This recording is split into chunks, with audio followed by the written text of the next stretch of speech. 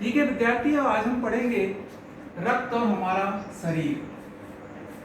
रक्त और हमारा शरीर, आवाज आ रही है? Yes sir. हाँ, रक्त और हमारा शरीर।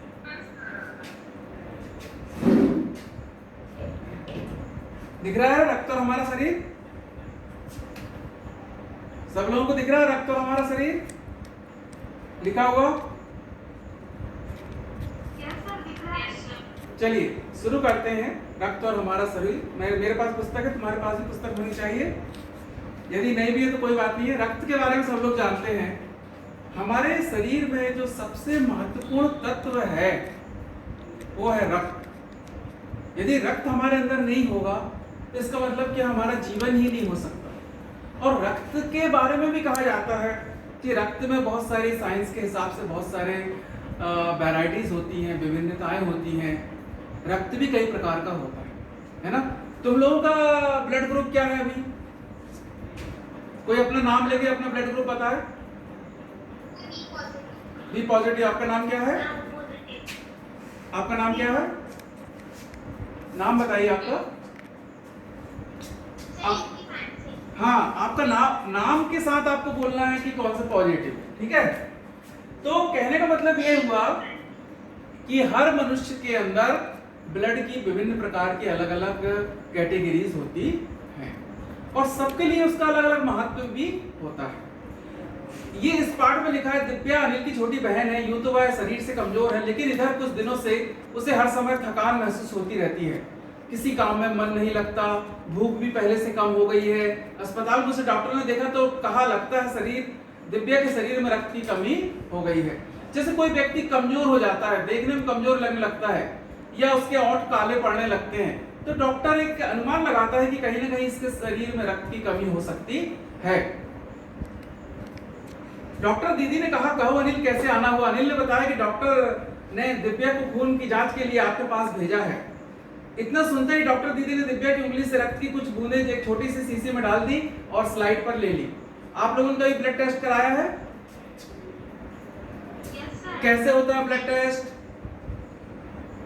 ब्लड टेस्ट कैसे होता है?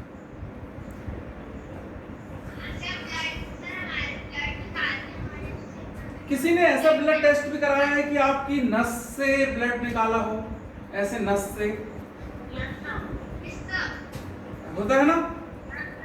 अच्छा, उसमें और इसमें अंतर क्या है भाई? आप उंगली से निकालो या नस से निकालो, ब्लड तो ब्लड है। क्या इसमें कोई अंतर है? कोई तो अंतर होगा, तब तो अंतर है। तब तो कोई नस से निकाल रहा है और कोई डायरेक्ट निकाल रहा है, कुछ तो अंतर होना चाहिए। होता होगा, क्योंकि हमारा जब पूरा शरीर के पूरे ब्लड का टेस्ट होता है, आरबीसी, डब्ल्यूबीसी और थ्रोम्बोसाइट, प्लाज्मा, जो भी ब्लड की जितनी वैरायटी यदि हमको एक साथ भी चेक करनी है तो वो भी चेक की जा सकती है। उसके लिए हमको ज्यादा मात्रा में ब्लड निकालना पड़ता है। यहाँ तक कि एक इंजेक्शन का पूरा भर के ब्लड निकालना पड़ता है, जिससे उससे अलग अलग करके हम विभिन्न प्रकार के केमिकल डाल के अलग अलग बूंदों में विभिन्न प्रकार के टेस्ट कर सकते हैं। यहाँ तक कि ब्लड के टेस्ट करने में ही लगभग मुझे लगता है कि 100 या 50 से ऊपर प्रकार के टेस्ट ब्लड के किए जा सकते हैं। आपके शरीर में हेमोग्लोबिन कितना है, आपके शरीर में आयरन कितना है ना? आपके शरीर में मतलब कई प्रकार की चीजें, कई कंपोनेंट आपसे टेस्ट किए जा सकते हैं। कई बीमारियां ब्लड के थ्रू टेस्ट की जा सकती हैं, जिसमें सबसे इंपॉर्टेंट बीमारी है एनीमिया की बीमारी, जिसका सीधा संबंध सिर्फ ब्लड से होता है, या ब्लड की कमी के कारण होने वाले रोग को हम एनीमिया कह सकते हैं। इस पाठ में ये बताया जा रहा है कि अगले दिन अस्पताल पहुंचकर फिर अनिल ने डॉक्टर के कमरे में दरवाजा खटखटाया, फिर अनिल को वहां आने को कहा गया। मतलब एक स्टोरी टाइप चल रही है। फिर उसमें कहा गया कि ये स्लाइड्स हैं, इनमें ब्लड लिया जाता है। अनिल को कई प्रकार की ऐसी जानकारी दी जा रही है। तो ये जानकारी देने का अर्थ ये है कि कहीं ना कहीं तुम लोगों को ये जानकारी देने की कोशिश की जा रही है कि ब्लड में किस किस प्रकार की कौन कौन सी चीजें पाई जाती हैं। अब ब्लड टेस्ट कराने के पहले सबसे पहले आपको अपने हाथों को अच्छे से सफाई से धो लेना चाहिए, है ना? नहीं तो क्या होता है, यदि आपके हाथ में कीटाणु है तो वो कीटाणु चेक करते समय उसमें भी आ जाएगा, तो फिर ब्लड के टेस्ट के रिपोर्ट जो है वो गलत आ सकती है। इससे क्या हो सकता है कि आपकी गलत खून जांच हो जाएगी। इसलिए आपको साफ सफाई से पहले अपने हाथ को धो लेना चाहिए जहां से ब्लड निकलने वाला है। अब यह जानने के लिए कि तुम्हें रक्त के बारे में क्या जानना होगा, डॉक्टर दीदी ने कहा और फिर बोली कि अनिल देखने में रक्त लाल द्रव के समान दिखता है। अब वैसे तो रक्त जो होता है वो लाल दिखता है, लाल दिखता है, लेकिन इस लाल दिखने में कई प्रकार के और रक्त हो सकते हैं, जैसे श्वेत रक्त कणिकाएं, सफेद खून भी होता है ना। एक होता है थ्राम्बोसाइट। थ्राम्बोसाइट मतलब जो खून जम जाता है, काला हो जाता है। तुमने देखा होगा तुम्हारा कोई फोड़ा मोड़ा या तुम्हारा कोई ऐसा घाव है जिस खून इकट्ठा जम गया तो वो क्या हो जाएगा, काला हो जाएगा। और भी कई प्लाज्मा और भी कई सारे रक्त की वैरायटी हमारे शरीर के अंदर पाई जाती है, ये अनिल को दीदी ने बताया। इसके बाद वह जिसमें छोटे बड़े भाई बहन कई तरह के कण होते हैं, लाल रंग का होता है, सफेद रंग का होता है, यही मैं आपको बता रहा था। प्लेटलेट होते हैं और प्लाज्मा होता है।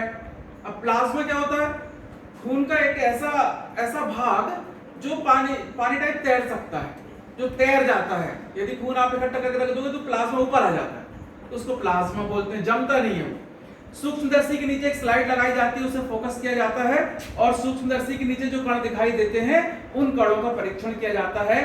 स्लाइड देख मानो आश्चर्य से उछल पड़ा अनिल, रक्त की एक बूंद में इतने सारे कण होते हैं। अब अपन को रक्त की एक बूंद तो छोटी सी दिखती है, लेकिन उसमें हजारों लाखों प्रकार के विभिन्न प्रकार के कण पाए जाते हैं। रक्त की एक बूंद इतनी सी लाखों में होती है, लाखों में इनकी संख्या होती है। यदि हम एक मिलीमीटर रक्त लें तो उसमें हमें 40 से 55 लाख कण मिलेंगे। 1 मिलीलीटर खून में 40 से 55 लाख कण हमको प्राप्त हो सकते हैं।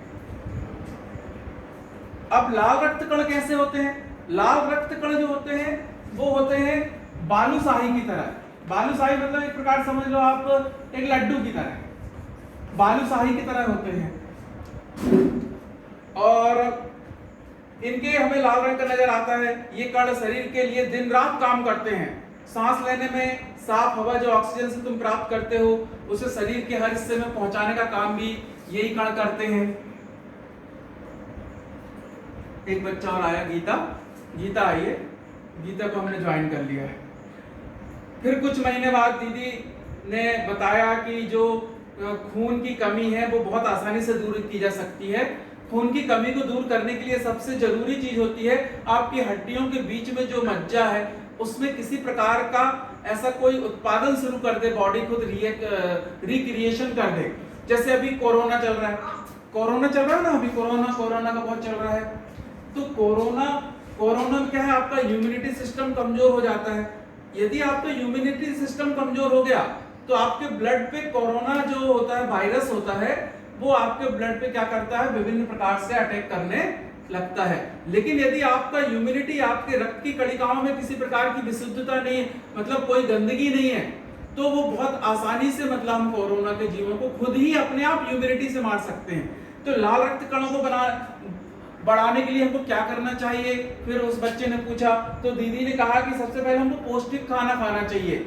हमको ऐसा खाना खाना चाहिए जिसमें संतुलित आहार हो, जैसे हरी सब्जियां हमको हमेशा खाना चाहिए, है ना। मुझे लगता है कि ड्राई फ्रूट्स हमेशा खाना चाहिए, काजू किशमिश ये रोज खाना चाहिए। क्यों खाना चाहिए? इसका कारण है, जिस दिन आप काजू किशमिश पिस्ता बादाम ये सब खाते हो उस दिन आपकी इम्यूनिटी अपने आप अंदर से स्ट्रांग होने लगती है। अपने मम्मी पापा सब लोगों से बोल दो, अभी बोल दो कि हम लोगों को सुबह डेली सुबह 5 काजू, 5 बादाम, 5 पिस्ता और 20 किशमिश रात में भिगो के डालो, सुबह रोज खाओ, उससे इम्यूनिटी स्ट्रांग हो जाएगी। जब हमारी इम्यूनिटी स्ट्रांग हो जाती है तो फिर हमारे ऊपर जो वायरस होते हैं, हवा में उड़ने वाले या हाथ से संक्रमित करने वाले जो वायरस होते हैं, वो हमारे ऊपर बिल्कुल मतलब नहीं कर पाते। हम उनसे लड़ने की क्षमता अपने आप विकसित कर लेते हैं। तो फिर एनीमिया के लिए पौष्टिक आहार चाहिए। आप यदि दुबले होते जा रहे हो रोज रोज, तो फिर क्यों हो रहा है भाई दुबले? उसके लिए आपका ब्लड की टेस्ट होगी कि ऐसा तो नहीं आपका ब्लड की मात्रा में कुछ कम ज्यादा हो गई, काउंटिंग में कुछ कम हो गई। आपके ब्लड में कई प्रकार के काउंट्स होते हैं जो ऑक्सीजन की मात्रा को तय करते हैं, जो आपकी लंग्स की हैबिट को तय करते हैं। आपके लंग्स में जो खून है उसके संचार कम ज्यादा होने का कारण भी ब्लड का गाढ़ा और मोटा होना दोनों हो सकता है। किसी का ब्लड बिल्कुल पानी जैसा आ रहा है तो उसमें भी कोई ना कोई गलती है। तो भगवान ने जिस तरीके से जो चीजें बनाई है, दीदी ने कहा, उसी प्रकार से रखने के लिए हमको एक स्वस्थ खान पान की जरूरत होती है। कुछ कुछ समझ में आ रहा है सबको? समझ में आ रहा है? हाँ। फिर दीदी ने आगे बताया है कि हमारे शरीर में बिंबाणु भी होते हैं, सफेद कण होते हैं, सफेद खून भी पाया जाता है। सफेद खून हमारे शरीर के वीर सिपाही की तरह है। ये जो श्वेत रक्त है ये वीर सिपाही हैं। ये बाहर से यदि कोई रोग आता है तो हमारे अंदर का लाल खून उनसे नहीं लड़ता है, बल्कि सफेद जो हमारा खून है वो उनसे लड़ने लगता है, तुरंत लड़ने लगता है। क्यों? क्योंकि वो वीर सिपाही की तरह हमारे यहाँ काम करते हैं। जैसे हमारे देश को बचाने के लिए बॉर्डर पे कौन खड़ा है? हमारे सैनिक खड़े हैं। उसी प्रकार से हमारी बॉडी को बचाने के लिए सबसे पहले यदि बाहर से कोई इंटर करता है, कोई जीवाणु, विषाणु, शुक्राणु, प्राणु, जो भी गंदी चीजें जो भी करती हैं, तो उनको क्या होता है? उसको वीर जो है, वीर योद्धा की तरह है, श्वेत रक्त उस पे काम करते हैं। तो विभिन्न प्रकार की चीजें हैं। मैं उतनी साइंस नहीं जानता हूं कि भाई कौन कौन सी और चीजें हैं जो संक्रमित हमको कर सकती हैं। मैं हिंदी के हिसाब से बता रहा हूं कि बहुत सारे ऐसे तत्व बाहर होते हैं जो आपको कई प्रकार के फ्लू, कई प्रकार की बीमारियों से ग्रसित कर सकते हैं। तो मैंने आपको एक बहुत अच्छा आइडिया बता दिया कि कोरोना है या कोई भी वायरस है, उससे बचने का सबसे अच्छा तरीका क्या है? हमारी अपनी इम्यूनिटी हम डेवलप करें। इम्यूनिटी डेवलप करने का सबसे अच्छा तरीका क्या है? नंबर एक तरीका ये है कि आप सबसे पहले जॉगिंग करें। जॉगिंग कहाँ करें सर? बाहर जाना तो मना है। जॉगिंग आप अपने घर के आसपास करें या अपने घर के छत में आए, छत में ही घूमें, 10 राउंड लगाएं, 20 राउंड लगाएं, इस टाइप आप जॉगिंग कर सकते हो। और रोज पीटी जैसे स्कूल में होती है वैसे अपने घर में रोज पीटी अभी भी किया करो। पीटी किया करो, एक्सरसाइज किया करो, व्यायाम किया करो, योगा किया करो, है ना। इंडिया टीवी पे बाबा रामदेव का भी आता है, वो भी देखा करो और शाम को 4 बजे के आसपास। तो उससे भी तुम्हारा कुछ कुछ डेवलप होगा। खान पान का सबसे ज्यादा ध्यान रखना है। आप कमजोर नहीं पड़ना चाहिए। आप कमजोर पड़ोगे तो आपके ऊपर किसी प्रकार का संक्रमण जल्दी से हावी हो जाता है। बिंबाणु क्या होते हैं? दीदी से पूछा तो उसने कहा बिंबाणु एक विशेष प्रकार के जाल की तरह होते हैं जो एक जाले की तरह चिपक जाते हैं। किसी भी बीमारी में बिंबाणु हमारे काम कब आते हैं?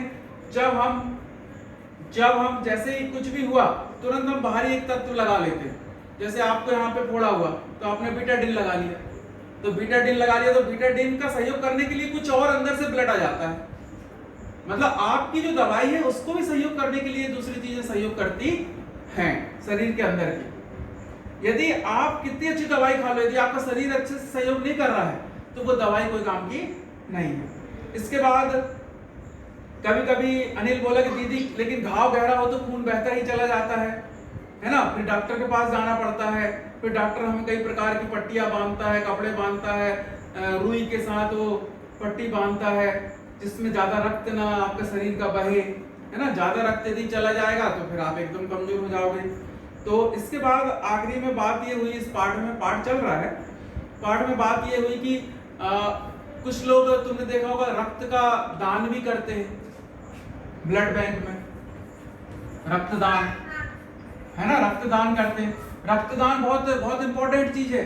आपको 18 साल के होने के पश्चात, अभी तो आप कर ही नहीं सकते, जब तक आपकी एज 18 साल की नहीं होती आप रक्तदान नहीं कर सकते। तो आपको कभी कभी रक्तदान करना चाहिए। मैं कई बार कर चुका, डोनेट कर चुका।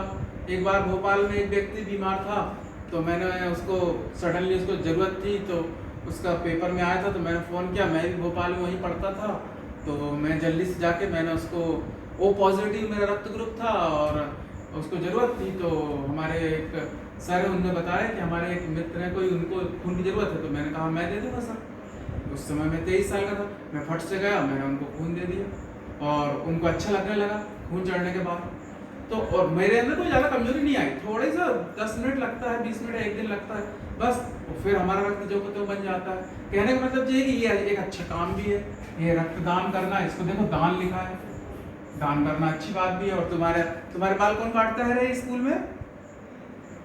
दान का भाई दानी, दान का भाई दानी काटता है। तो चलिए, रक्तदान के बारे में बता दिया मैंने। रक्तदान कितना कर सकते हो आप, वो डॉक्टर आपके शरीर को देख के क्वांटिटी फिक्स करता है, लेकिन फिर भी ज्यादा से ज्यादा 300 मिलीलीटर, इतना भी कोई नहीं देता है। सब लोग 100 मिलीलीटर ही रक्त अपना दान कर सकते हैं, क्योंकि नहीं तो खुद तो कमजोर है, चलो दूसरों को जिंदा कर दिया, खुद मर गए, क्या मतलब ऐसा है कि नहीं? अपना खून पूरा निकाल के दूसरे को दे दिया, खुद ही मर के आ गए घर वापस। इससे अच्छा है कि उतने ही खून अपन ब्लड डोनेट करना चाहिए जितना हमको डॉक्टर कहता है। और आपातकाल के लिए भी कर सकते हैं, जरूर नहीं कोई बीमार है तभी तुम रक्तदान करो। रक्तदान तुम ऐसे भी कर सकते हो, जनरली कभी भी कहीं भी जाके कर सकते हो, करना चाहिए। उससे खून शुद्ध भी होता है, सुनने में आया है, और अंदर से अच्छा भी लगने लगता है। इस तरीके से मनुष्य के शरीर में कुल खून की मात्रा होती है 5 लीटर मैक्सिमम। अब कोई बच्चा मान लो 5 किलो का है, छोटा सा बच्चा 6 महीने का, तुम कहोगे सर ये तो 5 किलो का पूरा ही है। उसकी बात नहीं कर रहे हैं, एक ऐसे व्यक्ति की बात कर रहे हैं जिसकी उम्र 18 साल है। एक वयस्क व्यक्ति की जो खून होना चाहिए शरीर में, वो 3 से 5 लीटर के बीच में होना चाहिए। पानी कितना पीते तुम लोग एक दिन में? पानी कितना पीते हो? कोई सुन रहा है? तो पानी अपने को कितना पीना है? हाँ, वेरी गुड। पानी अपने को पीना है कम से कम 7 से 8 गिलास डेली पानी पीना है। तुम लोगों की एज के हिसाब से 6 गिलास भी पानी पी सकते हो सुबह से शाम में। 5 से 8 गिलास तुम लोग पी सकते हो। 5 से 8 तुमको रोज पीना चाहिए, और पानी हमेशा गर्म करके पीना चाहिए। ठंडा पानी, फ्रिज का पानी, फ्रिज की सब्जी, फ्रिज का पानी सब्जी कभी नहीं खाना चाहिए, नेवर।